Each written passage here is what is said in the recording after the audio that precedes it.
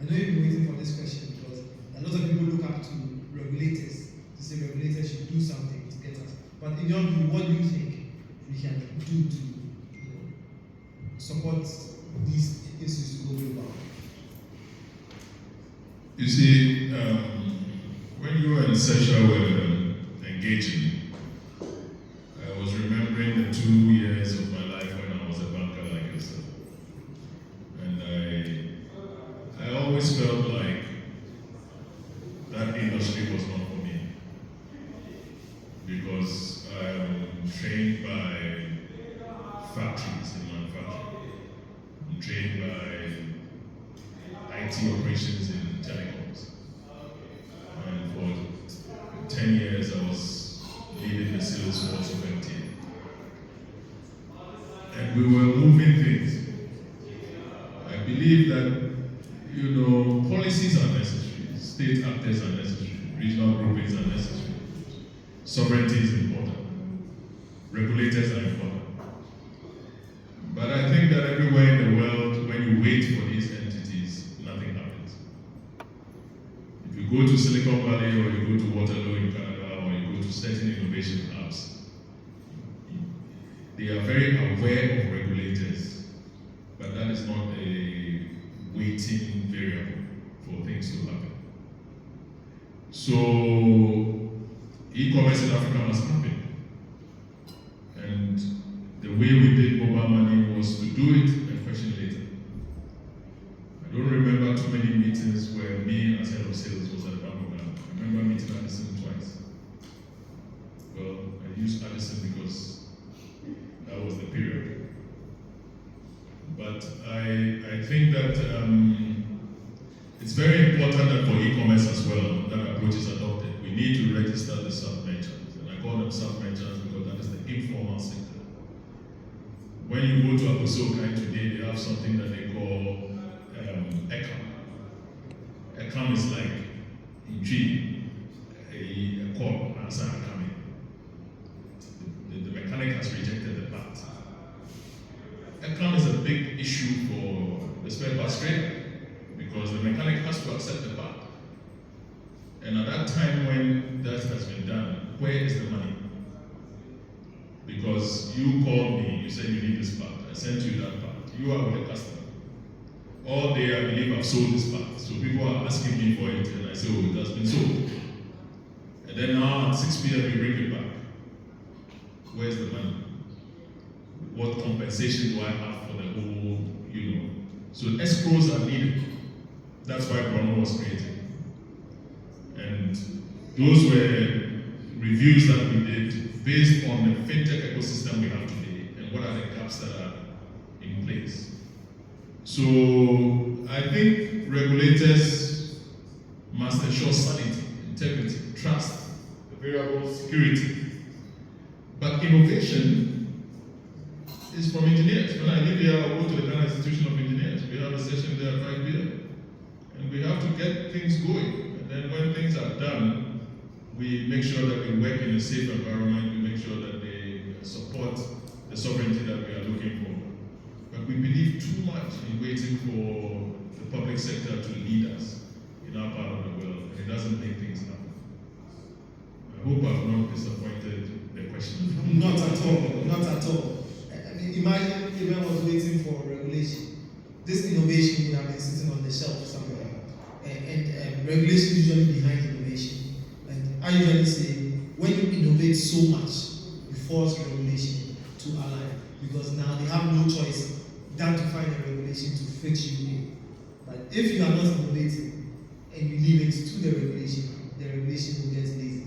And so we have to constantly be innovating and coming up with new solutions and getting them to be on their toes. Yes. Thank you, Eric, for that very, very insightful take. The power is in our hands and not in the hands of the regulator. Leo, I'll come back to you, and then we'll do Charles, and we'll come to the audience for any questions we have. I know you have a number of questions, and then we can round up the session. So, Leo, in line with, continuing from where Eric left off, he spoke a lot about the meeting the people at the bottom of the pyramid, the people in the Abosokai, the people in the markets. frameworks from the work that you've done that you think you can use to allow digital financial inclusion to reach vulnerable groups, women, youth, within regional integration? Are there some frameworks that you have become exposed to that we can adopt? Yeah, and probably as this is some of the points that we have seen one during the discussion, there was a talk about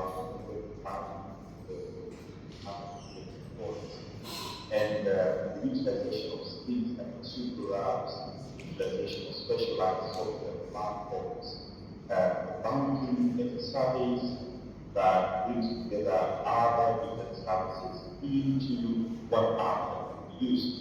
I have seen that becoming such an enabler of scaling inclusion, particularly with groups. And a specific example, I remember when I was in Berlin, I met an app called Solar. They have included providers of bank accounts. I've been an bank. We also in Kenya here. We also have in Texas that also use microloans in partnership with the banks with them. And that has brought in millions of people number one, locked out into the framework.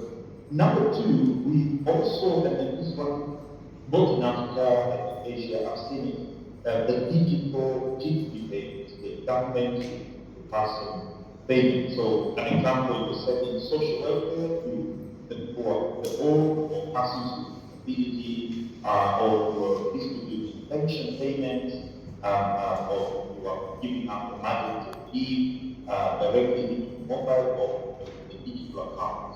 And these one has mostly forced, given a soft nudge for many millions of people to join. I remember during the COVID time, when I visited Ghana, and there were payments that had begun to be done via mobile direct transfer, which was brought a lot of people into the fold. I don't think I've seen the use of red tech. What I mean by this in the regulatory technology and also as policy technology. And the impact of this mostly has been to reduce law enforcement compliance, that is from the supply side. So they use technology to meet complex regulatory demands faster and cheaper. And that has lowered the cost of some of the products that have been used and enabled a lot of more vulnerable groups to benefit from digital finance. But on the demand side, some techniques, particularly technology, has been used to help monitor assets in real time.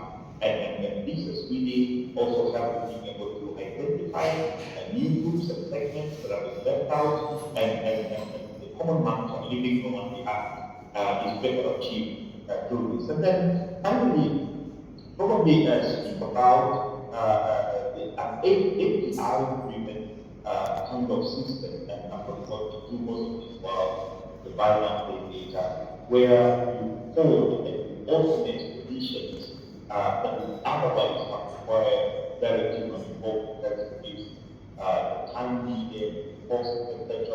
And here specifically, they now have a use of alternative data, where we now see the use of behavior, level right practice, as opposed to collateral, which has been a major impediment to many people. So these are some of the aspects that I have seen working, and this one I almost forgot, which I think is very, very, very fun. These are digital literacy partnerships. Large-scale partnerships that are purely geared towards unlocking large-scale digital literacy, mostly done between the multinational development partner, private sector, and government. So mostly tripartite agreements and partnerships have also been very key in enabling these particular and unlocking inclusion of other groups, the unreached, the underserved, etc. Over to you. Yes, thanks to you. And I think it's very important that as we look at the payments and how we facilitate e-commerce and transfers, on how we are affecting sustainability. And this is where being able to target providing solutions to youth, women, the underserved. You mentioned something about the alternative credit scoring that looks at the thin file customers, government to individual payments that we can use for disbursements. All of these are ways in which we should look at using some of these technologies to actually do good. And I think what's more important is not only about the money you make, it's not only about connecting people, but all of these platforms should be able to do good and get people to come out of poverty and help to improve people's economic lives. Charles, I know Eben shared something interesting about what they are doing. When we look at all of this, the advent of these new technologies, blockchain, CBDCs, AI is now coming up. Everybody pass, everyone's talking about AI. From your security and quality lens, as the founder of Chase PureX, what readiness gaps do you think Africa must close? Do you think we are ready? Are we ready for these technologies? People still talk about connectivity, and at some locations their phones not working. Are we ready for all of these wonderful technological advancements? Well, we established in the earlier panel that Africa can stand ready. Africa doesn't lack talent. See, if you hear the things Eben is talking about, wow things. One thing I find challenging, and I've been saying it, I think 2 weeks ago, 3 weeks ago, when we met at the 30th anniversary of Internet in Ghana, I asked that question. So that was supposed to be trading all these wonderful ideas in a system. I'm trying not to be too technical for the sake of our audience. In a system that, and so let's take for example, when you go to Europe, once you enter the domain, you know that there's GDPR for you. Irrespective of which country you find yourself within the European market, there's GDPR. Let's come to Africa. So I mean, from Malawi to Ghana, 2 different countries, 2 different sets of regulations I have to adhere to or comply with. So let's assume you are building a tool, Fintech, whatever tool, that must stay compliant. And you want to fly it across Africa. How then do you integrate these security compliance systems on whatever you are building?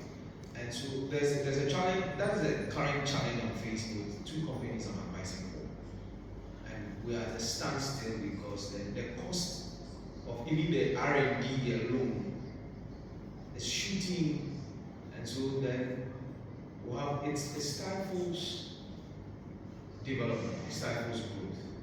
And so if we can come together as Africa and have a standardized, I mentioned it earlier, the Malabo Convention, out of 55 countries, only 16 have signed to it.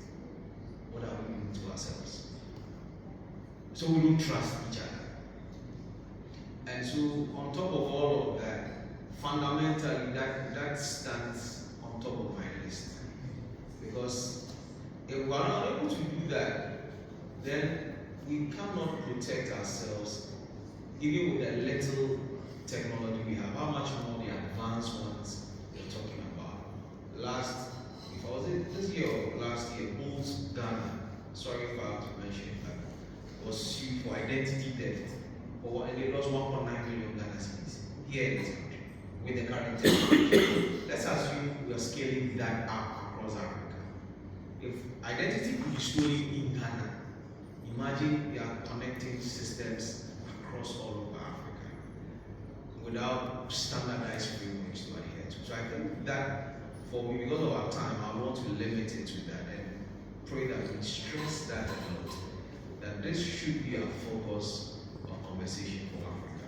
Standardized frameworks coming together to build a harmonized system where we can operate freely. Unless we do not want to really trade amongst ourselves, this African continental trade arrangement is just something of paper. If we want to operationalize it, we need to begin to, central banks should begin to talk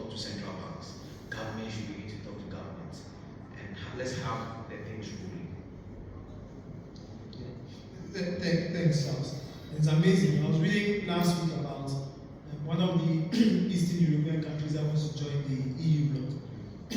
And there's actually been a 20-year wait time to actually join the EU.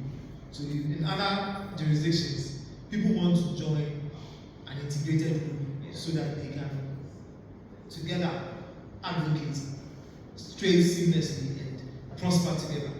Here in Africa, we seem to be begging our own friends, and when they go to the border, families live across the border, and it becomes amazing. And people have to wait 20-25 years to join the blocks. Here, we are trying to integrate, and we are hoping we want people to join, and they don't want to. But at this point, I'll come to our wonderful audience. I know we've been boring you with our discussion, and we would like to also hear from you if there are any questions before we take closing remarks from the panel. Any questions? I think let me give you my mic. You have the mic that can go on. And I'll stand by you. All right. Thank you very much. My question has to do with the digital trust.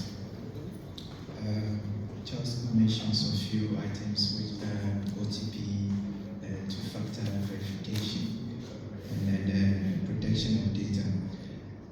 I want to understand how can accountability among the players, the customer, and the regulator help in building up this digital trust we are talking about.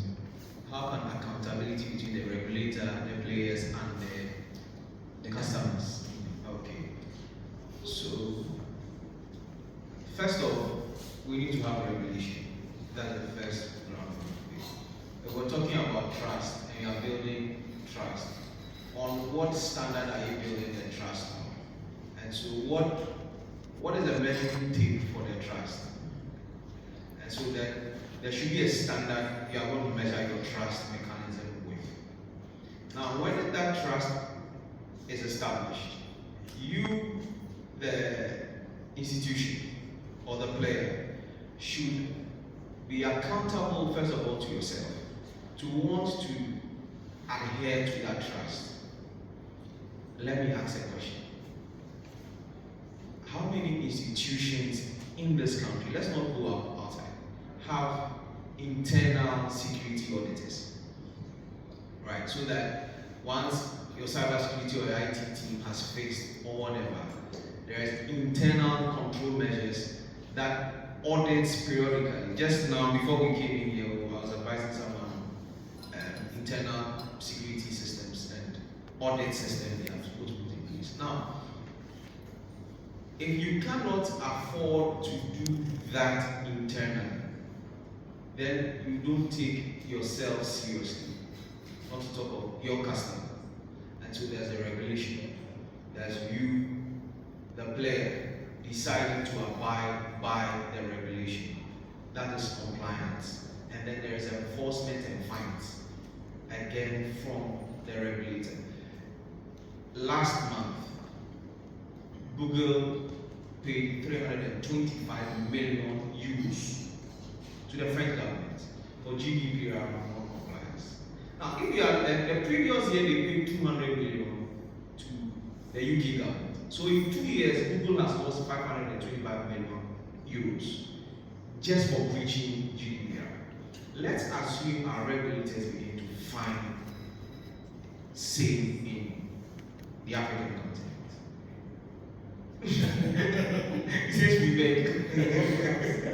But then the question is, we'll sit down. We'll begin, if the volumes are not that huge, but then you know that the regulators are cracking their whip, and so I must sit down. I go to, let me end with this, I go to a health institution. I pitch my services to them pro bono, and they still feel they are doing me a favor by bringing on the services of a security analyst for their system. That is how unfortunate the systems are. I hope I've answered your question. Thank you.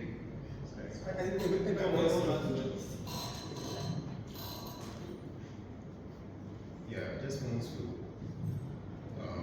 not make the conversation everything digital, because usually when you see we are talking or the waiters are talking, whoever is talking, they say, oh, you digital boys are doing A, B, C, D, every time you're putting blame on digital. But let's take a step back.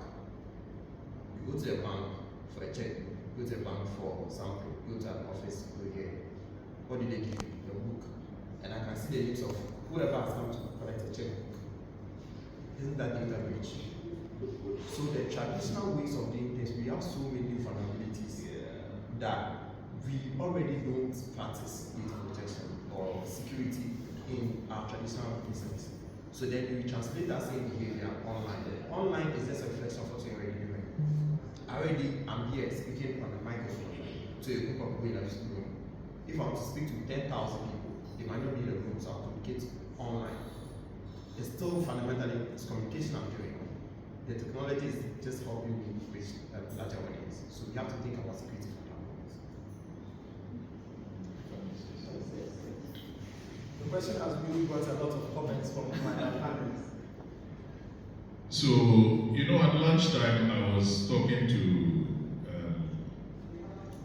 I believe you introduced me to Dr. Reggie. Yes. And the reason I was talking to him is he teaches, I think, HR. And I was saying to Dr. Senna that I believe the creation of the ecosystem for Fintech in Ghana, we did not change much infrastructure. 2015, I remember personally presiding over a meeting where we flipped the platform from a vendor called Fandao to the Ericsson platform.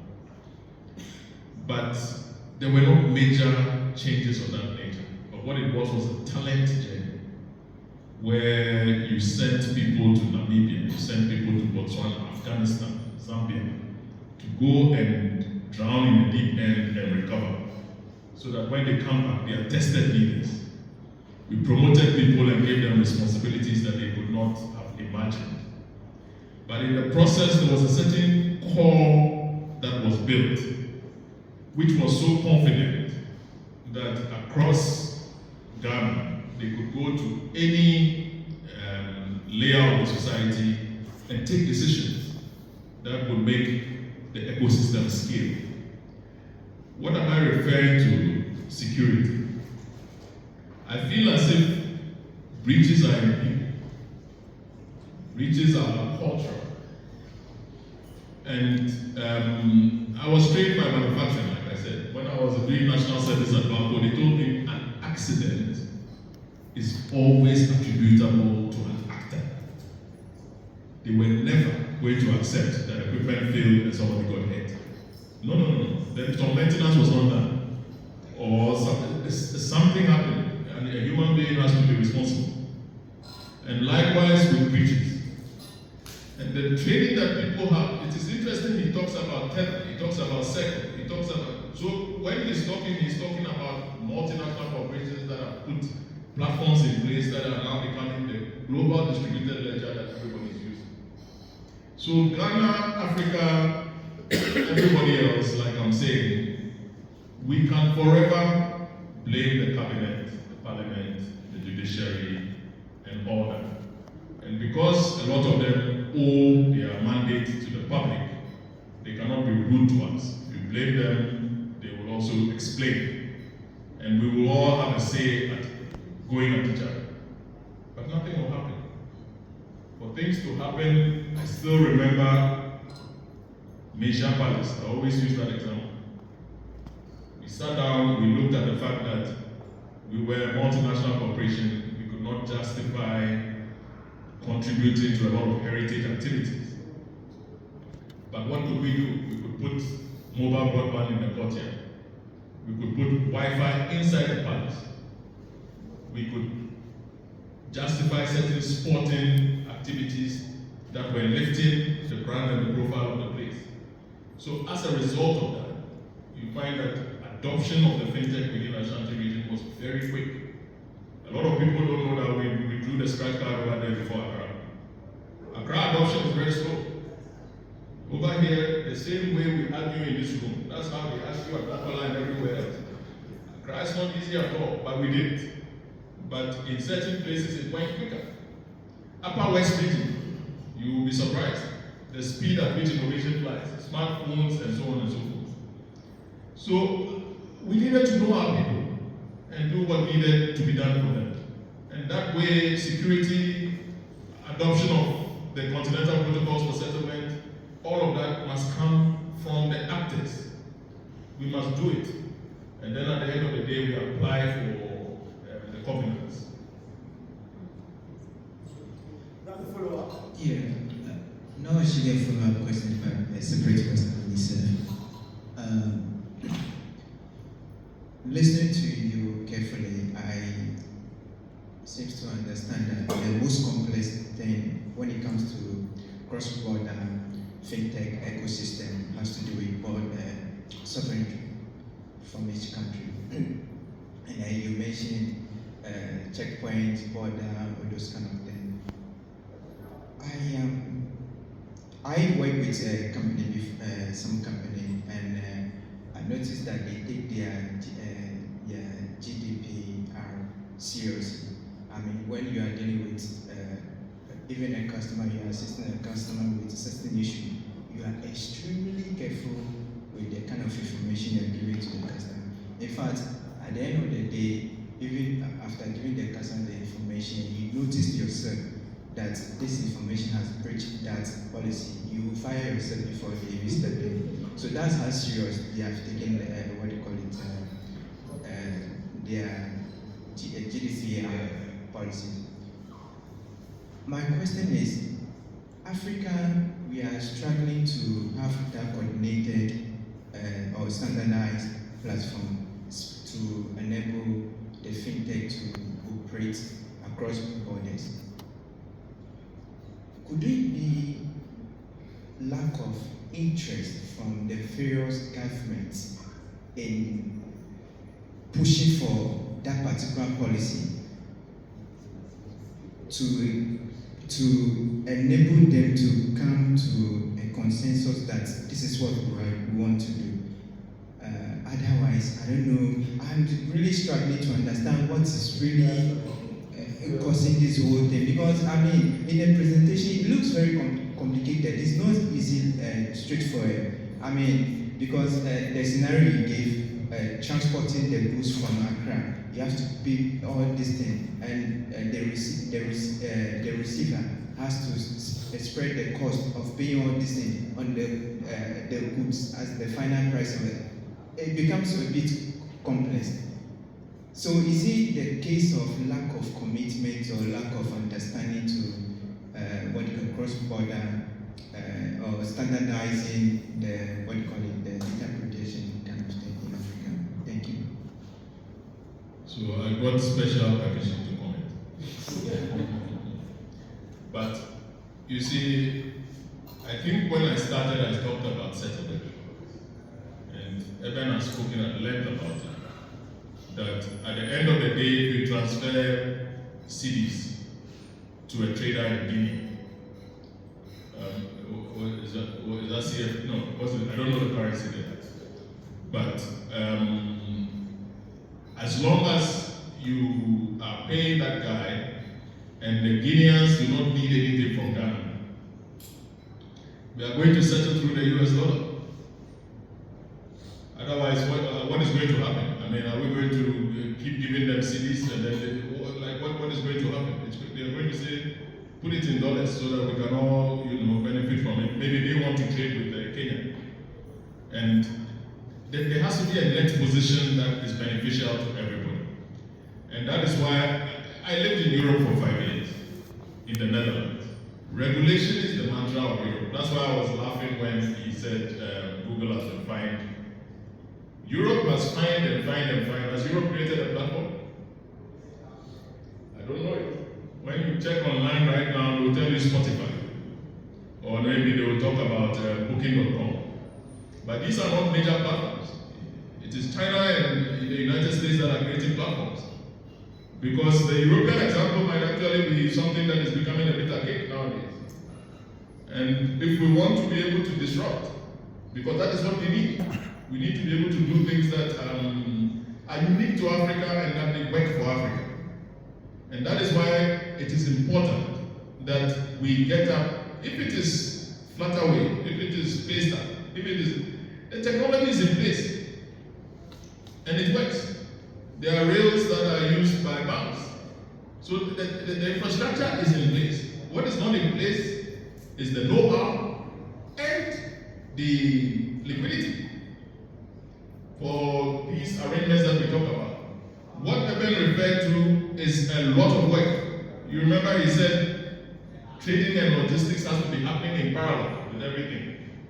Because for these things to happen so that the net positions will be beneficial to both parties, it is easier said than done. But it could mean something like stop drinking Brazilian coffee and give Ghana a chance to supply you from Kawaboka, you know.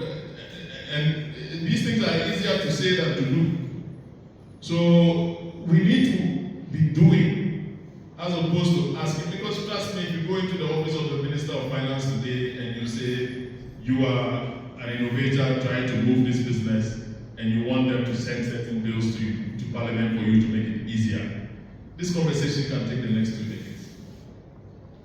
It is, you know, we are talking about micro activity which we want to address with macro policy, you know.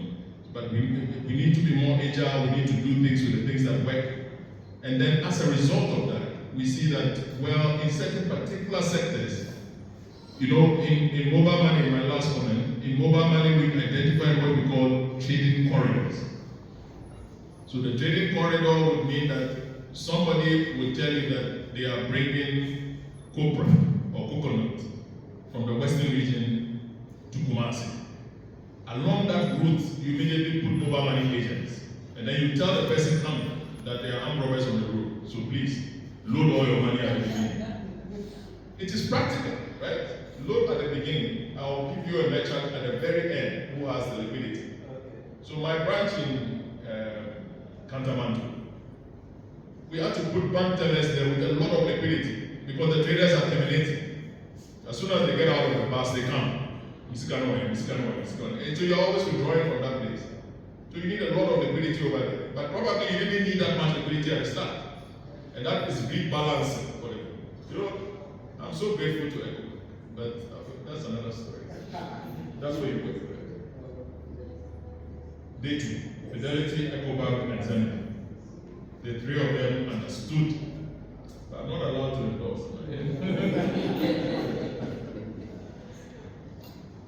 Okay, do you have any more questions? Okay.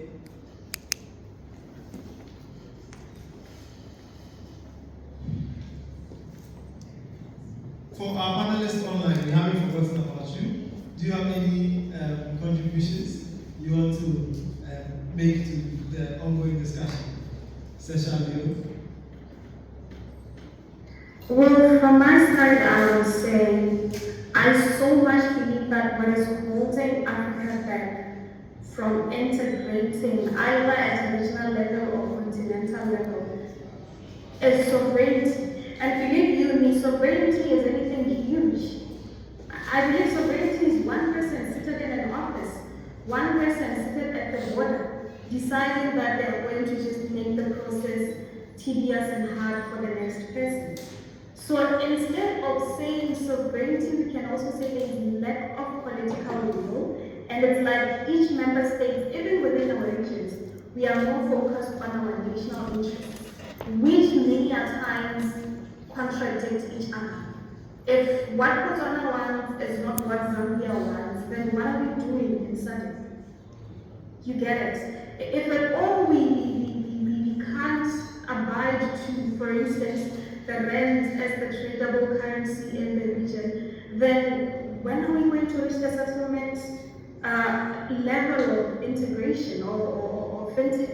When are we going to get there? So I believe in as much as this continental framework is here now and we have to leverage it, there's still a lot of work we need to do at a national level and a regional level. And it will definitely take a lot of time. Probably Agenda 2063 will even come to an end whilst we are trying to figure out how to, forego the challenge of political will and for us to become one united Africa that will be more progressive and effective. That will be my comment. Yes.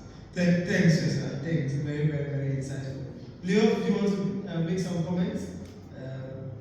Closing remarks? Yeah, maybe just some quick final comments about something that I see as becoming very interesting and which might interest the academia and the community there, about the funding that is moving towards impact investment and also funding that is going towards innovation, tech leverage, integrations. Those two.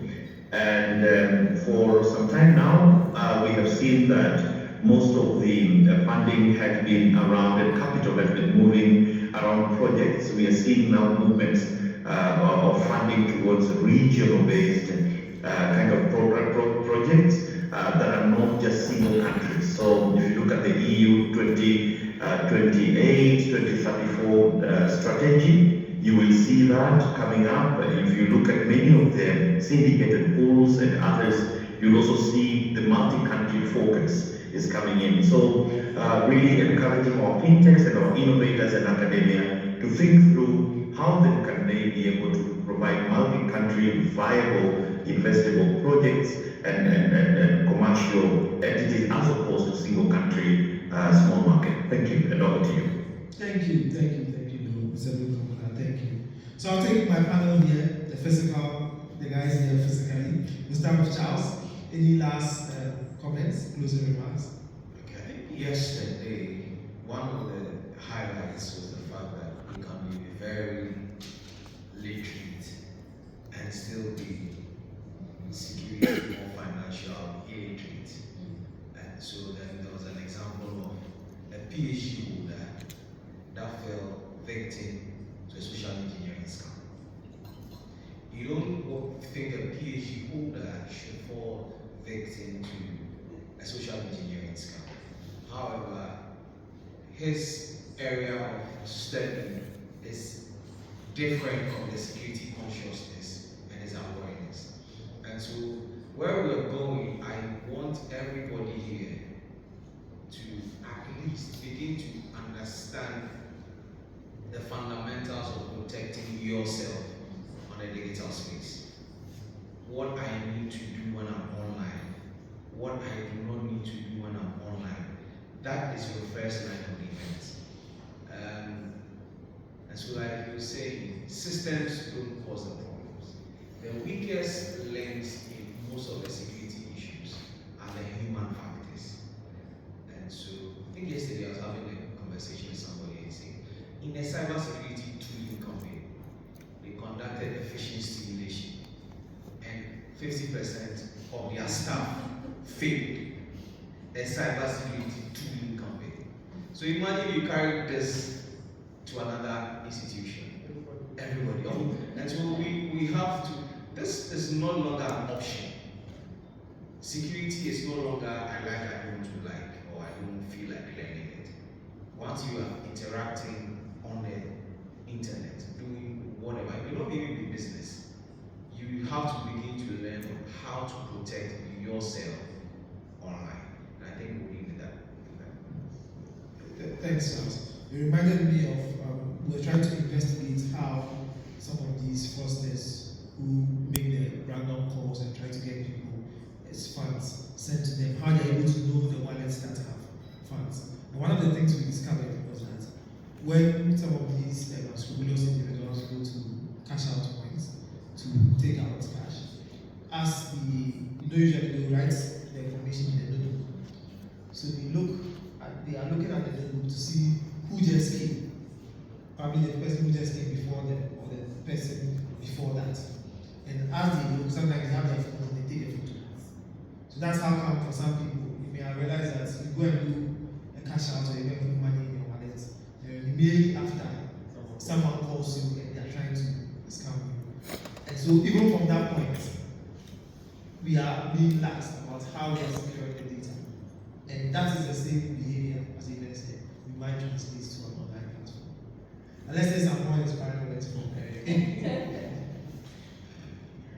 Well, I mean, all I can add at this stage is that for the system to work, we must stop discussing the laws and the procedures. We must name people. We must say that when you try to clear things from this sport, Kofi Puna sitting over there will ask for bribe.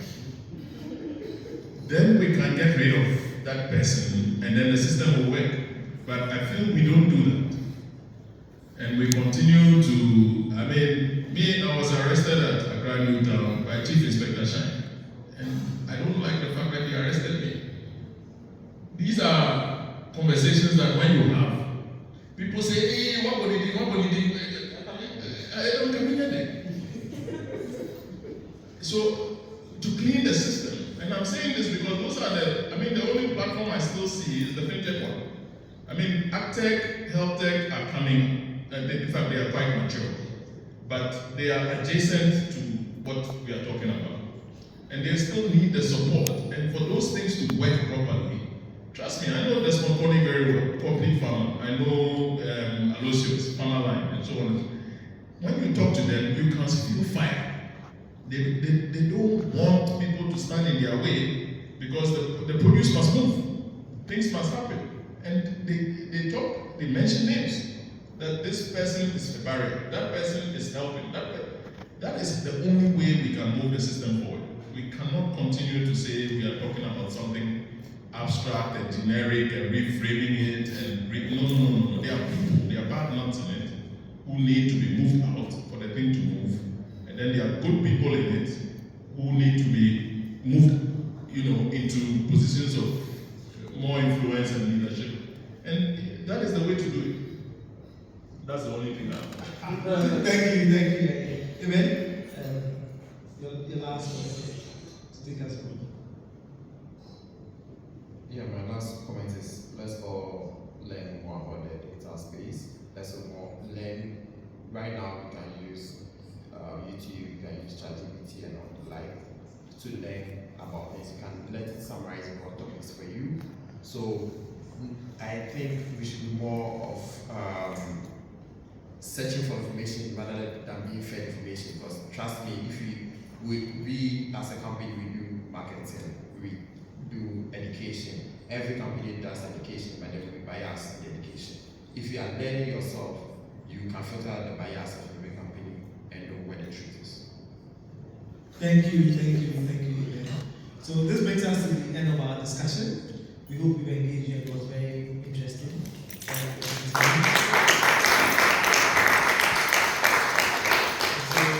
We leave you with the underlying theme. The power is in our hands. We don't wait for the regulator. It's actually in our hands to be able to ensure that cross-border trade within Africa, interoperability, e-commerce, and payments is well facilitated, and we can grow our economy. Thank you.